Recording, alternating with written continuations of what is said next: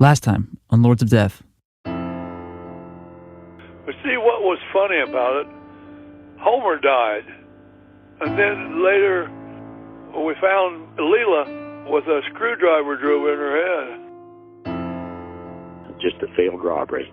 But when Homer refused to give him any money, that Homer got stabbed and she got stabbed and he took off. You know, it's just a random thing that you saw my blog entry in. I'm so sorry not to have more for you, but I'm just not the person who does. It'll happen to somebody else. I don't know, Arnold. I don't know who it was. The longer the time goes, the more people die off, and their memories, just like me, you don't remember all the details and stuff. So,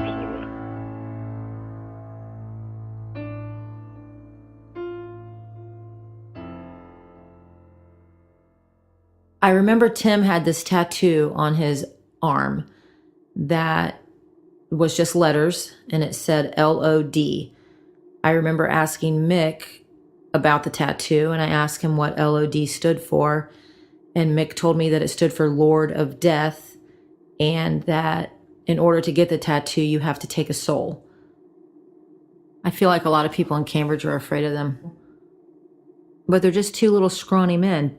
But what makes them so scary is their emptiness, their lack of conscience. People like that, are capable of doing anything. And that's where the fear comes in. From Dayton, Ohio, I'm Thrasher Banks. This is Lords of Death.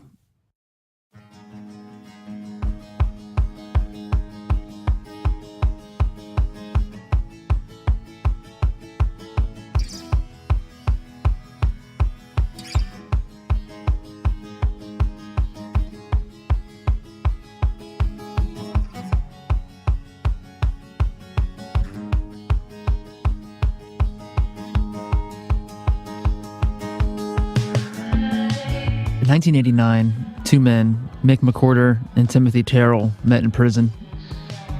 They quickly became close friends and agreed that when they were released, they would do whatever they could to help each other out.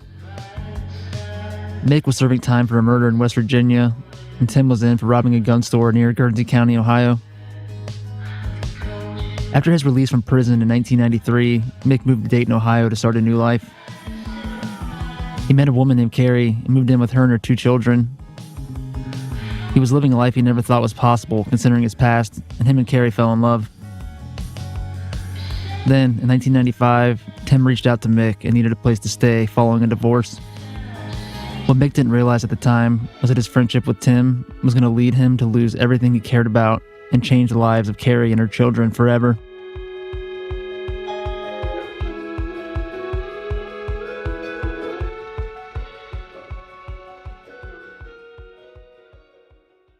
I met Mick in, I believe it was 1994.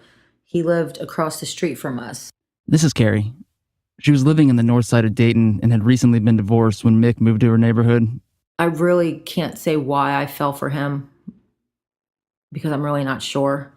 It definitely wasn't the best choice at the time, but I fell for him. It was like a little game that went back and forth for a while, leaving notes on each other's cars. And eventually he just came over one day and we sat on the porch and talked. He seemed like a really good guy. He was definitely not an angel, but he had a really good side to him. He was a very soft person, but I know he had a hard side too. He was funny. We laughed a lot. When they met, Carrie was 27 and Mick was 28. He wore his black hair long and had striking blue eyes.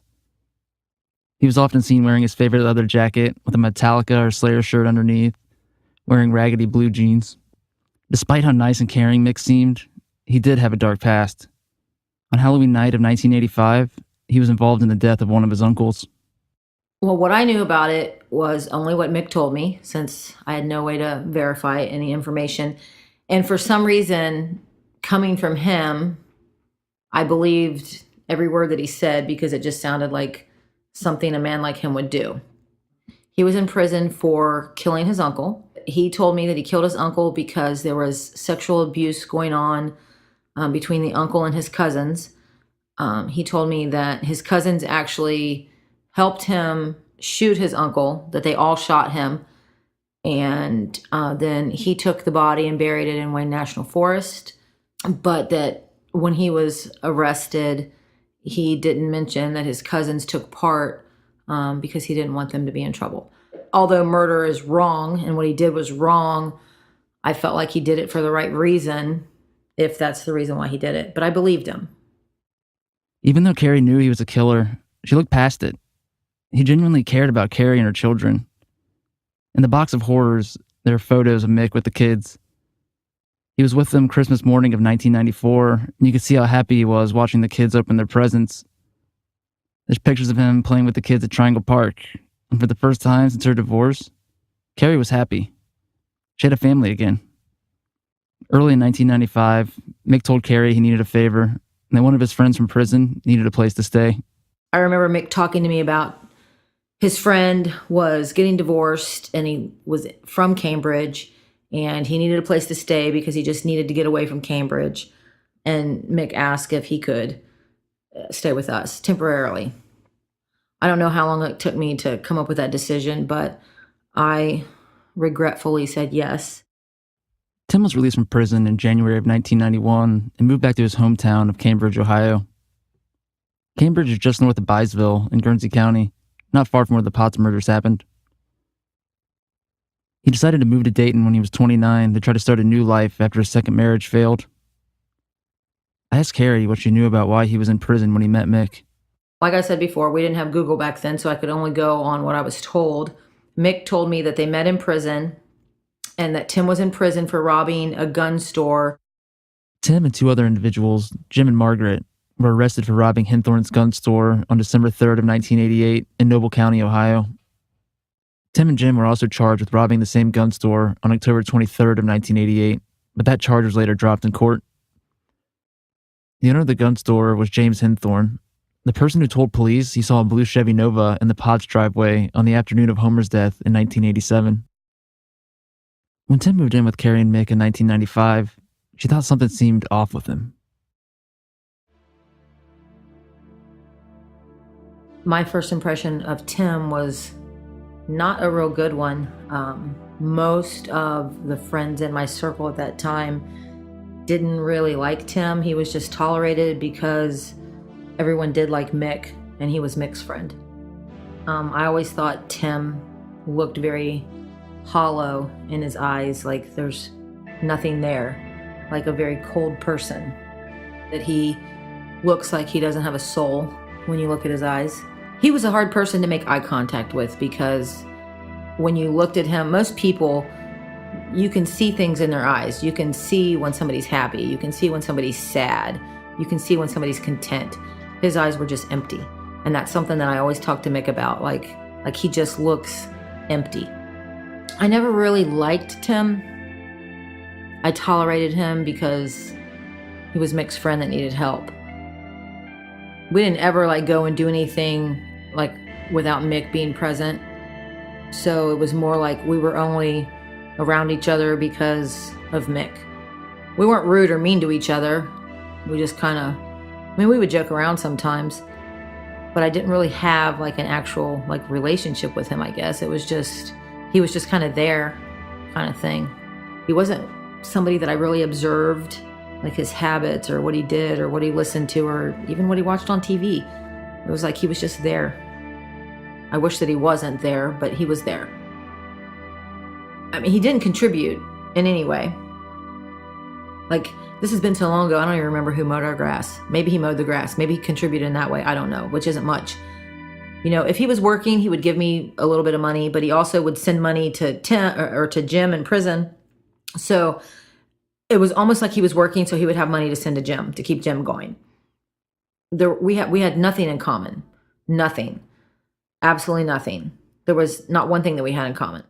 The way Carrie described these guys, it was difficult seeing them being friends. Mick seemed easygoing and likable, and Tim sounded like something was off. I asked Carrie what their friendship was like. They seemed to be really good friends. They drank together. They worked together. Like, they didn't always work when they were living with us, but when they did, it was always through like a temporary agency, and they always worked, not always, but they always got jobs at the same place. So, I mean, it appeared that they were very close, but in hindsight, it's like, was one of them just keeping the other one under a close watch? I don't know. Even though Carrie had a bad feeling about Tim, she felt safe having two men staying with her. The area of Dayton they lived in was a hotbed for crime and drugs. The city, in an attempt to stop the flow of crack cocaine, put fences and road barriers throughout the neighborhood to separate the homeowners from the renters. This had a devastating effect on the neighborhood, and the barriers led to more crime. Robberies, burglaries, and even shootings became common in the area, and Mick and Tim's presence in the home gave her a sense of security. I honestly believe that they would have never, we lived in a bad neighborhood, that either one of them would have never let anything happen to us. I felt safe with them there, but kind of creeped out by Tim at the same time, if that makes any sense. But because Mick was there too, I felt safe with Tim being around. After a few months, Mick and Tim were having trouble staying employed. Carrie was working full-time, and Mick and Tim helped with the kids while she worked. Despite her uneasy feelings about Tim, he was great with their kids, and she continued to tolerate him staying there. Things started to get stranger as the months went on. I remember Tim had this tattoo on his arm that was just letters, and it said LOD. I remember asking Mick about the tattoo, and I asked him what LOD stood for, and Mick told me that it stood for Lord of Death, and that in order to get the tattoo, you have to take a soul. I could just see them being like, yeah, cool, we're the Lords of Death, and it really meaning nothing is how I looked at it. But I was wrong. It meant a lot.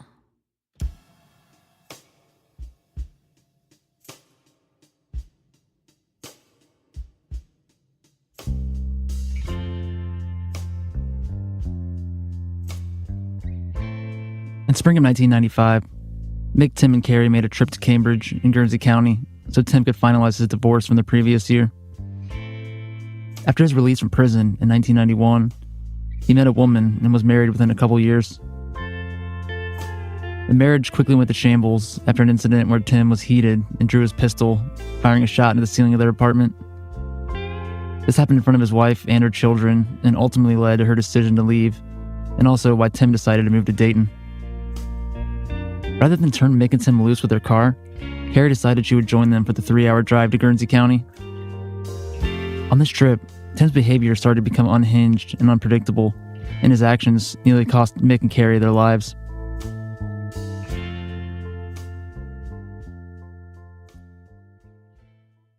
When we first got to Cambridge, we went to his mom's house on Bob's Run Road. And there was like a trailer on the property where his mom lived. And I want to say there was like a big farmhouse there too. So Tim wanted to go target shooting. Well, while we were there, Tim shot a rabbit and he ran and grabbed it and held it up and said, look, Carrie, it's still twitching. And I can still remember how mad I was that he knew that I loved rabbits, but he had killed the rabbit.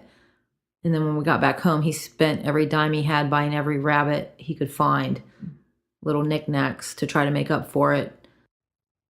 Tim's erratic behavior didn't stop there. After Tim finalized his divorce papers, they went to a family cookout to celebrate and started drinking. After this, they decided to go out to a bar and have some more drinks. So we went to this bar, the High Lie. Roland's High Lie is a small bar in Byesville, Ohio, just a few minutes from the house where Homer and Leela Potts were killed 7 years before. So we were drinking, and because I was drinking, I had to pee a lot. And there was one particular man who, every time I would walk past going to the bathroom, he would smack me on my butt. So I had warned him like 2 or 3 times, and I told him, that I was there with 2 guys. Not that I was with both guys, but I had 2 guys with me, Mick and Tim, and that he needed to stop doing that. So the last time that I walked past him going to the bathroom, he did it again, and Tim saw it. And Tim drug him outside and slammed his hand in a car door repeatedly till I made him stop. Mick did not participate in that. I mean, Mick was there trying to help me get Tim to stop. Tim's not a really big guy, and this guy was bigger than Tim, but somehow he was able to, maybe adrenaline, maybe because he was drinking, I don't know, but somehow he was able to get him outside and do that to him, and I felt really horrible. Did he have a weapon? Not that I'm aware of. Which is probably a good thing for that guy. It's hard to picture Tim being able to do this. He was barely over 5 feet tall and scrawny. Even in photos with Mick, you can tell he's small-framed. He almost looked like Jeffrey Dahmer, with the dirty blonde hair, aviator glasses, and mustache, but clad in a leather jacket and flannels. After Mick and Carrie broke up the fight, they rushed to the car, and Tim decided he would drive them back to his parents' house where they were staying.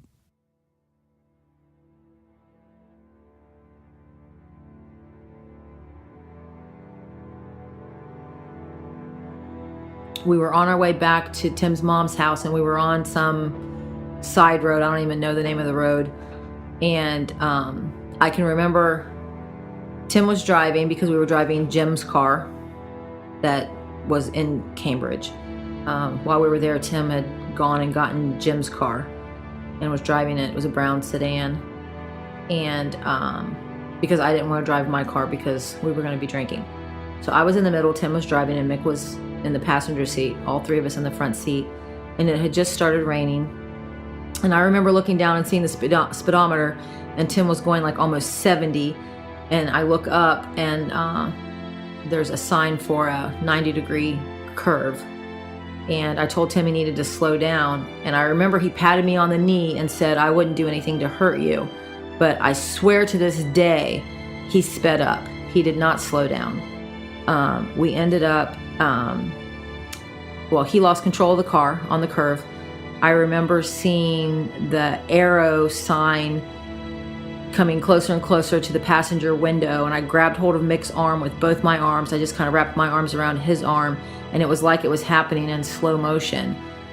When the sign hit the window, the front passenger window shattered, and it was like I could see every single piece of glass as it was going in front of my face. And then I just buried my face in Mick's shoulder.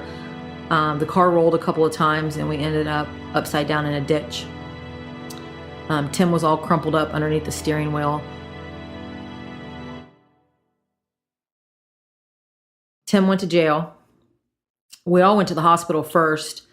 I can remember I wanted Tim to just think that I had died. I don't know why I wanted him to think that, but I did. I wanted him to think that he had really hurt me because I had told him to slow down and he sped up.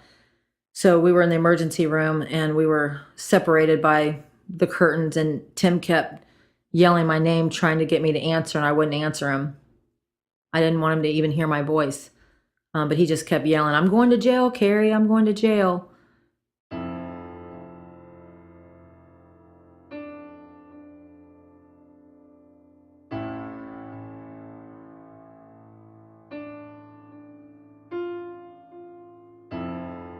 After they left the hospital, Tim went to jail and was charged with a DUI, and Mick and Carrie went back to Dayton. For a few days, they thought that Tim would stay in Cambridge with his family while he took care of his legal troubles. During this time, Mick confided in Carrie that Tim's past was darker than just the gun store robbery. Mick said that while he was at Mansfield Reformatory, with Tim and his gun store robbery accomplice, Jim, they claimed to have been responsible for a series of crimes in Guernsey County. He told me that Leila Potts was murdered by Tim with a screwdriver through her head. And her husband, Homer Potts, had been murdered approximately a year prior to that. Mick said that Tim told him that Homer was murdered over money, that they thought Homer had a lot of money and they wanted the money. My question was why would they murder them a year apart? And Mick didn't know the answer to that. He also told me that Tim had murdered a 17-year-old pregnant girl in Guernsey County named Robin Stone. With Robin Stone, there was no reason at all why, just that, and Mick mentioned the name Robin Stone. He also mentioned Homer and Leila Potts' name. It wasn't just, they killed these people, it was by name. With Robin Stone, he didn't have a whole lot of specifics, and with Homer and Leila Potts, he said it was a long screwdriver that was used as the murder weapon. A few days later, Tim showed up back in Dayton and acted like nothing had happened. Carrie was conflicted about Tim continuing to stay there, but the fact of the matter was, she didn't believe the story about the Potts and Robin Stone. She had never heard of the murders and assumed a brutal unsolved crime would have been high profile and on the news in the area. She had no way to fact check Mick's claims, and the story was too bizarre to take seriously. Although it was always in the back of my head, even though everybody was creeped out by Tim, I just didn't see him being capable of committing those kind of crimes. I never really believed it because Tim was a very quiet guy. He didn't seem to have like a ton of friends. Most of his friends he had seemed to be because of Mick, because everyone liked Mick. He could never get a girlfriend. That was something that he always wanted when he was living in Dayton. He wanted a girlfriend. But he was very quiet, very reserved. So it just didn't make sense to me that someone like him could even be capable of committing crimes like that. It just seemed to me like something he made up.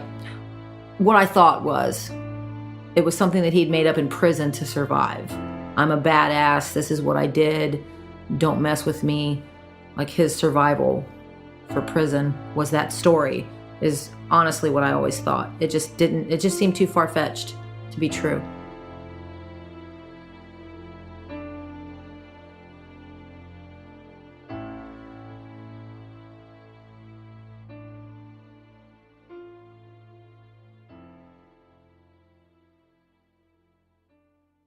Before Mick and Carrie had a chance to figure out how to get Tim to move out of the house, one of their close friends named Jeff was involved in a canoeing accident.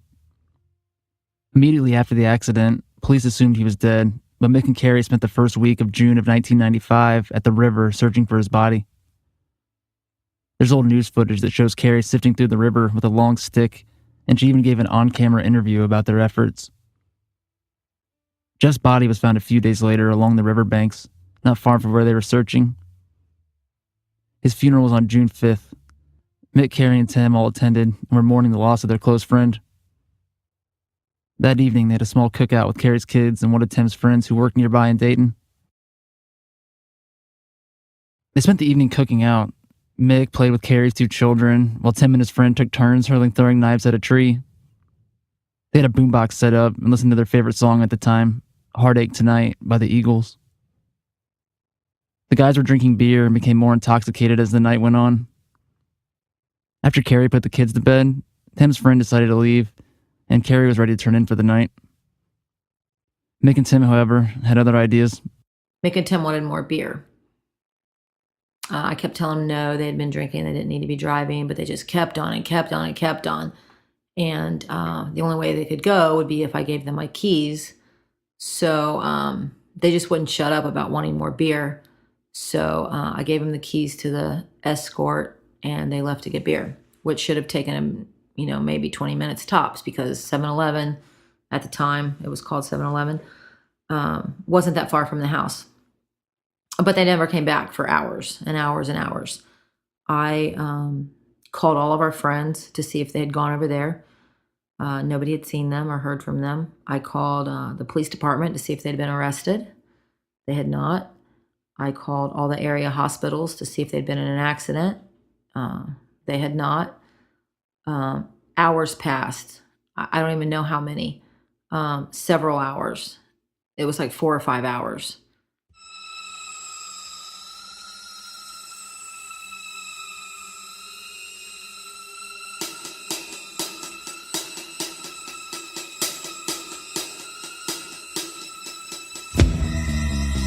When they were going to get more beer, Tim's dark side emerged again. He convinced Mick to take him around to look for a sex worker. Mick was against the idea. He didn't want to upset Carrie, but Tim insisted. They noticed a girl along Main Street and stopped to talk to her. Tim tried to convince her to get into the car with them, but she was concerned because there had been murders in the area recently, and she walked away. Tim became visibly upset and demanded Mick take him to a nearby bar called Joey's to look for another girl. Inside the bar, Tim again tried unsuccessfully to get a girl to come with them.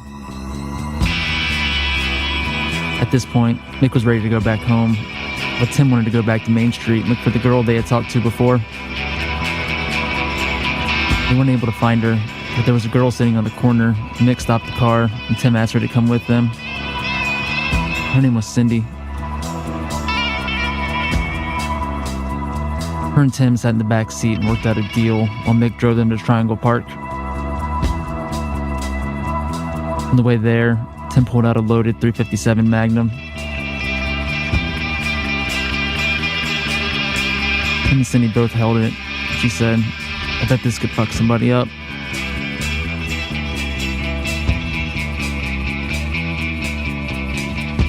When they arrived at the park, Mick stayed in the car, and Tim and Cindy went to the picnic shelter like they planned.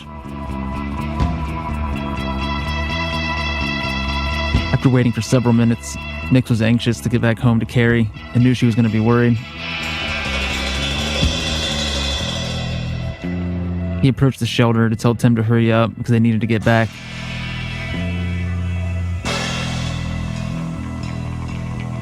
When he got to the shelter, Cindy was getting dressed and asking for her payment.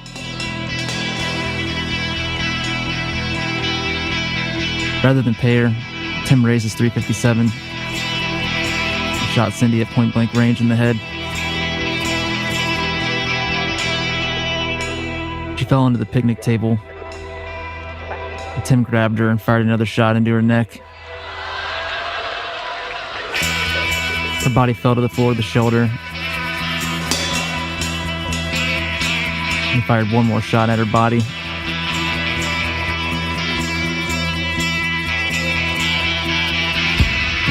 Mick panicked and ran back to the car, tripping over a wire fence along the parking lot. When Tim got back to the car, he had Cindy's red shorts and he stashed them under the front seat of the car and put the Magnum in the back of his pants.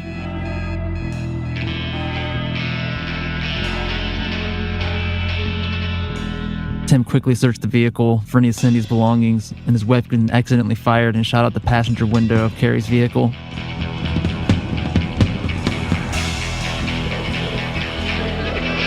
They drove back to the house, and Mick asked why he shot Cindy, and his response was simple.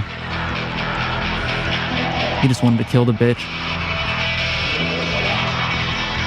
He was a man with no soul, no conscience, the Lord of Death.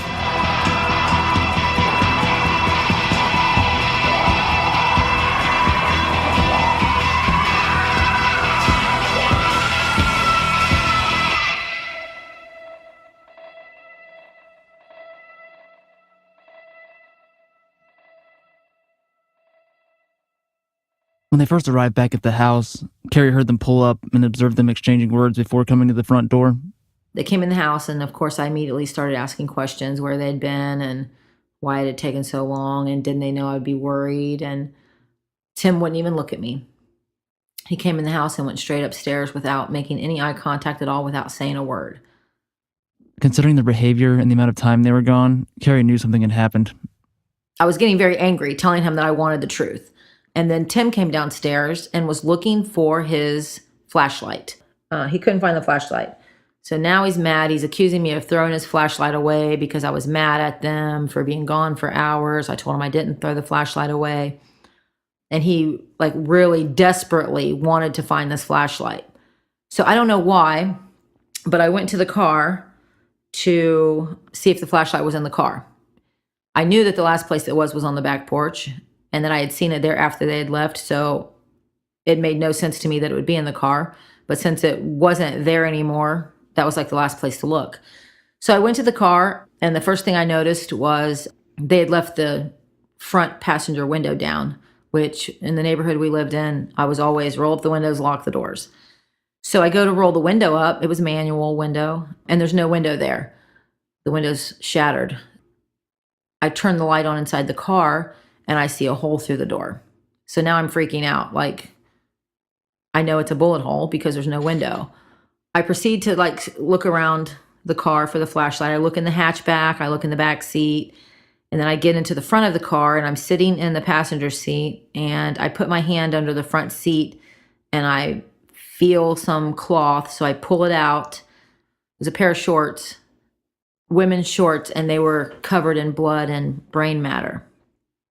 I was in shock.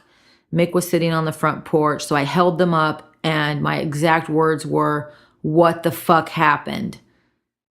And Mick looked at me and said, "A girl died tonight. Get up here. Quit yelling." So I still had the shorts in my hand, and we went inside. And I just went ballistic. I wanted to know what happened. And, Mick is telling me, if you know what for your own good, you need to just be quiet. If you know what's good for you, you'll stop. But I yelled for Tim to come downstairs, and I was literally just out of control trying to find out, what had happened. Tim wouldn't look at me. Tim wouldn't say a word. Tim never said a word, would not open his mouth. Mick later confided in Carrie that Tim had threatened to kill her and the kids if he said anything about the murder. These threats explain why Mick didn't give Carrie specifics about what happened. He knew if she knew too much, Tim would do what he could to silence her. I was yelling and screaming, like, I want to know what happened. I want to know what happened. How did someone end up dead tonight? And what happened? And we have to call the police. And Mick said again, if you know what's good for you, you will stop. And later, Mick told me that the reason he said that was because Tim was standing on the other side of the wall with a gun pointed through the wall at me where I was standing. So I went and got my gun because I was scared and I was trying to get the truth. And I made them both go downstairs and sit on the love seat. And I sat on the couch, and I had put her shorts in a plastic bag, and I had them on one side of me. The phone was on my lap, and I held them both at gunpoint, trying to get the truth.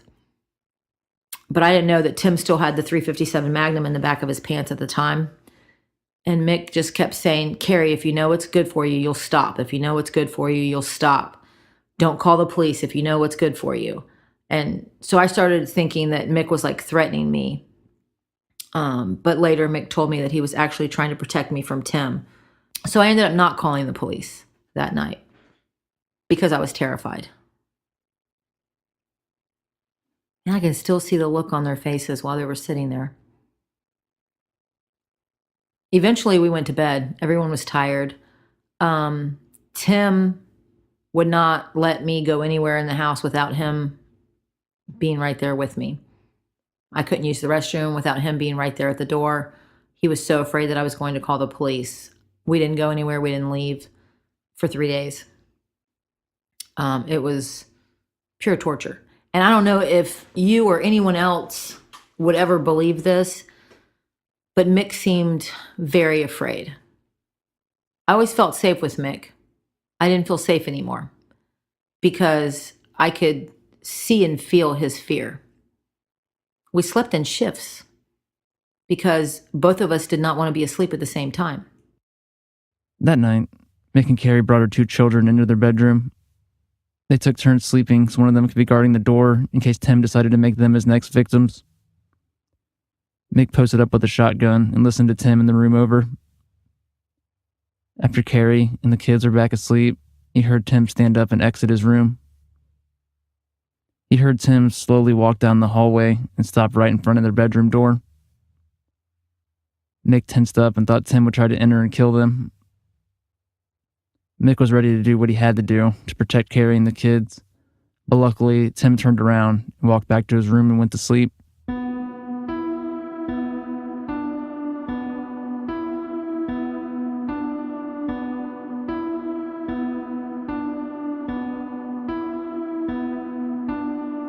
I don't know how to describe, Mick, I felt safe with him in that neighborhood.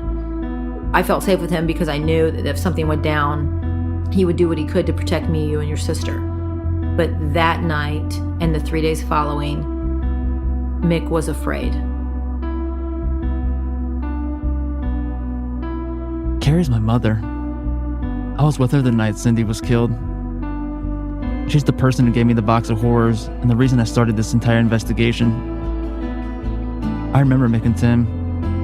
I even remember the night that this happened. And the main reason for that is I saw how he was with you and your sister. And even though I was creeped out by him, you and your sister liked him. I don't know how much you remember, but you guys actually liked him. You interacted with him, you played with him.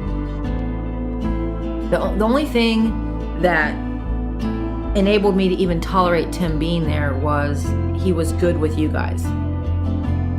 No mother wants their kids to look back and be like, oh yeah, I remember that time I lived with a serial killer. I'm glad you're doing it, because you're doing it just as much for yourself as you are for me and for the victims. I mean, we didn't always get along. We had our little arguments, you know that, you were there. But for the most part, I was happy when it was me, you, your sister, and Mick. We didn't have much. I mean, there were times when I couldn't even buy you guys French fries from McDonald's, but I kept a roof over our heads. And I tried to do what I could for you guys. But I was happy. And he was happy. So I don't understand why he would throw that away to protect Tim. I don't understand that.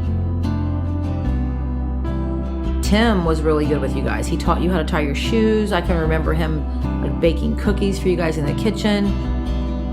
I hesitate to use the word love, but it seemed like he loved you and your sister. I felt like the house was just like tainted with evilness. I just didn't want you and your sister back in there. Not that a crime had happened in the house. I just didn't want you in there.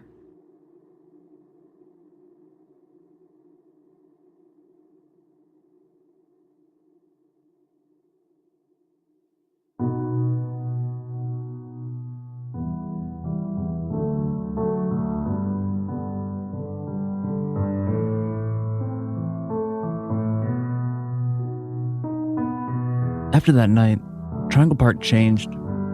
Families stopped going there and renting the shelters after news broke that Cindy's body was found there. The park fell into disrepair, the swing set rusted and overgrew, and nature started to reclaim the unused shelters.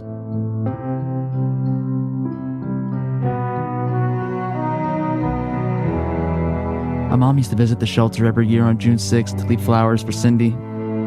She's just the kind of person that she is. I wanted to continue this tradition, so this year I went to Triangle Park and left flowers on the floor of the shelter for Cindy. Over the years, I've debated reaching out to her family to tell them that I never forgot about her and still think about her every day, despite not ever knowing her or even what she looked like.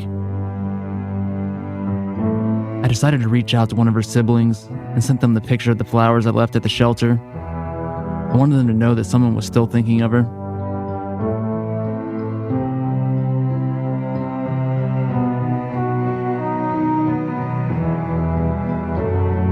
They responded and were glad to see the tribute. Later that day, they sent me a photo of their own. One of her relatives took my photo and edited Cindy into it. She was looking through the window of the shelter at the flowers, and she was surrounded by light. They gave her angel wings and a halo, and for the first time, I saw Cindy Cozad, a woman I never knew that impacted my life more than she would ever know.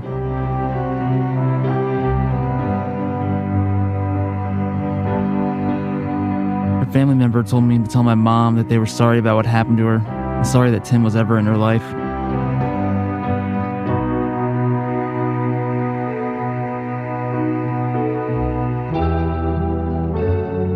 No one deserves an ending like Cindy's. I want to make sure her death wasn't for nothing. If Tim really was a serial killer, as he claimed, and there were other victims that never got justice, it's been 23 years since that night, and Tim's other crimes have never been brought to the light until now. I feel a moral obligation to find the truth about his past and find out if he really was a serial killer. He's been a boogeyman that's haunted me my entire life, and the only way to kill the boogeyman is to turn on the light.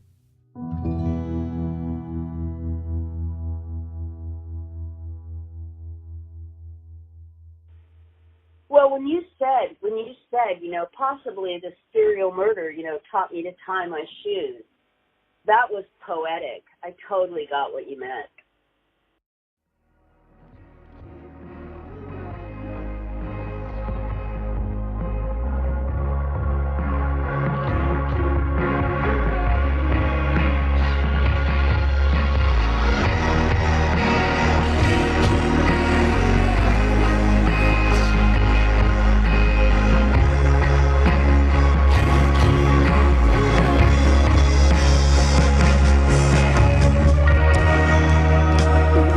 Thanks for listening to episode 3 of Lords of Death. Music in this episode was contributed by M. Ross Perkins, Zach Johnson, and Thrasher Banks. The intro song is Habits by the band Cutouts, along with this song titled Mantra. Artwork was contributed by Cody Gunningham. Additional thanks to my mom for the endless hours of phone conversations and interviews to make this episode possible. Lords of Death returns next month in November.